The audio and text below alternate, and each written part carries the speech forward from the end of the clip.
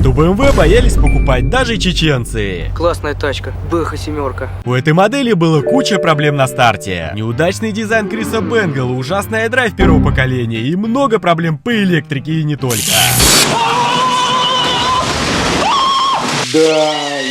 Клиент купил эту тачку за 700 тысяч рублей и уже вложил столько же. Это было пиздец как смело. Этот немецкий лайнер имеет много фишек. DVD, сотовый телефон, антирадар, пневма. Ты пневмой шевелишь меня? Смотрите, она вся подпрыгивает. Капец! Хватит меня качать. Также тут с завода идет выхлоп с регулировкой. Тут стоит 2 банки глушителя. И под нагрузкой поток выхлопа идет через басистую банку. Такую фишку я увидел впервые.